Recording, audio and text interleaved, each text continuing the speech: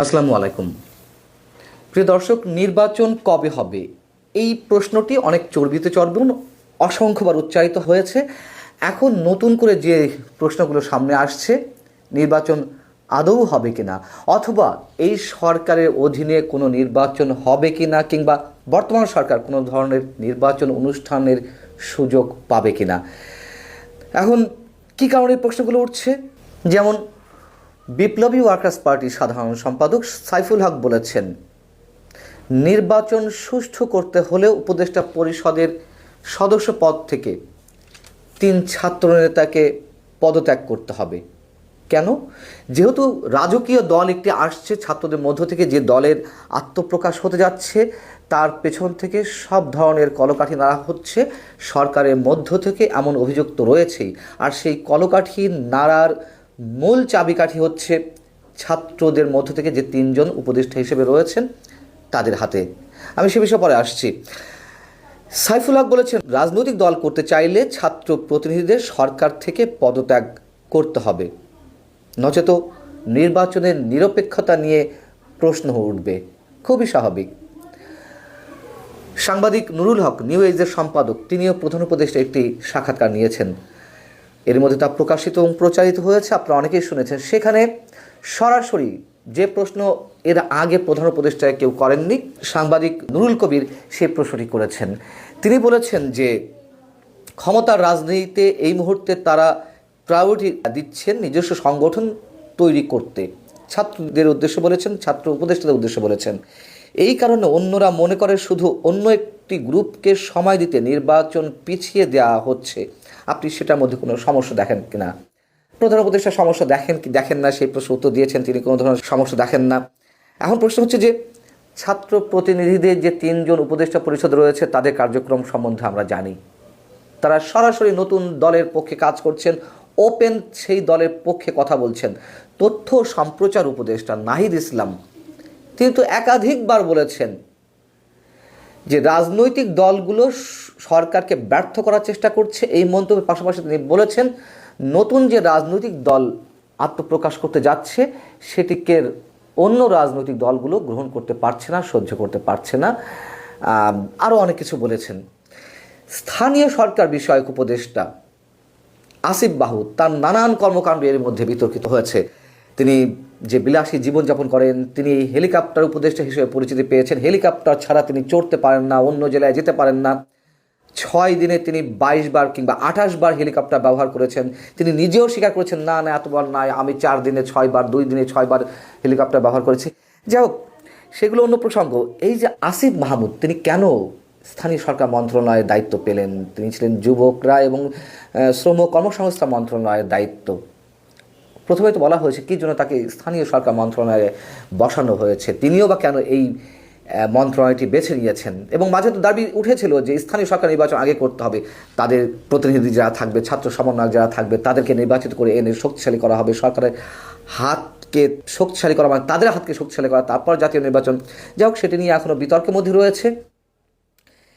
এই আসিফ মাহমুদ তিনি হেলিকপ্টারে চড়ে বিভিন্ন জেলা সফর করছেন, উপজেলা সফর করছেন এবং সরকারের কোষাগার থেকে অর্থ নিয়ে তা বরাদ্দ দিচ্ছেন বিভিন্ন এলাকার উন্নয়নের। নাম হচ্ছে কি যে ছাত্র প্রতিনিধিরা বরাদ্দ দিচ্ছেন, এমন একটি বিষয় বা এমন একটি চিত্র তুলে ধরার জন্যই এই কাজগুলো করা হচ্ছে।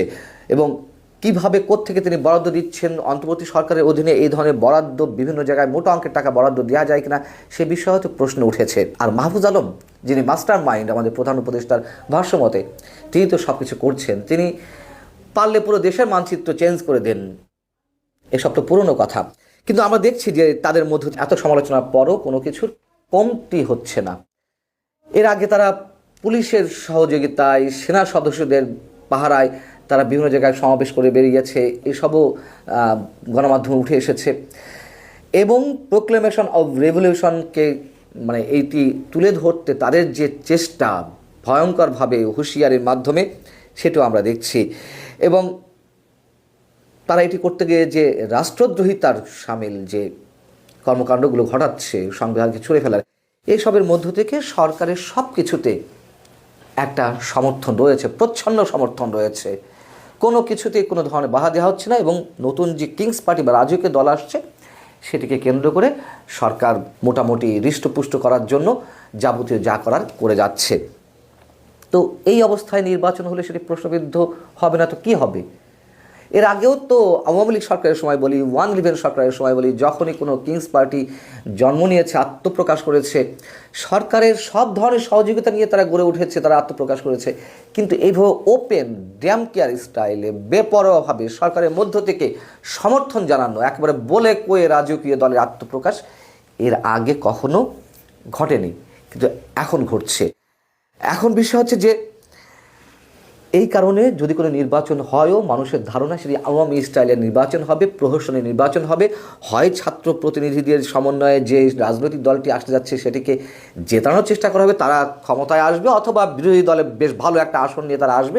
নানান ধরনের আলোচনা রয়েছে। তাহলে কি হবে? সেই আওয়ামী স্টাইলের প্রহসনের নির্বাচন বা নির্বাচনের নামে নাটক বা মেকানিজম যাই বলি না কেন, সেরকম একটি কথাবার্তা এরই মধ্যে শুরু হয়ে গেছে। এই অবস্থায় এই সরকারের অধীনে কোনো নির্বাচনী অনুষ্ঠান সম্ভব নয়।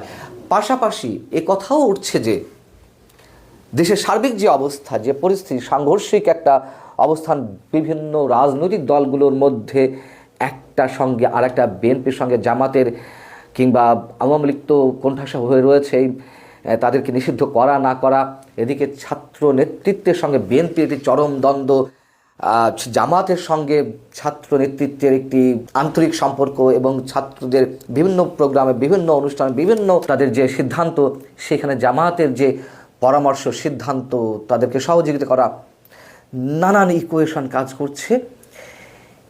এবং অর্থনৈতিক, সামাজিক এসব অবস্থা সহ সার্বিক দিক থেকে যে মানুষের মধ্যে একটা চাপা একটা অস্থিরতা তৈরি হয়েছে, সেই জায়গা থেকে মানুষের মধ্যে এখন এই প্রশ্ন উঠেছে যে বর্তমান সরকার আসলে কতদিন টিকবে? তারা কি আসলে কোনো নির্বাচন উপহার দিতে পারবে? সেটি প্রহসনের হোক বা সত্যি সত্যি সুষ্ঠু কিংবা নিরপেক্ষ হোক, নাকি তার আগেই এই ধরনের কোনো নির্বাচনের আয়োজনের আগেই সরকারকে বিদায় নিতে হবে, আমরা জানি না।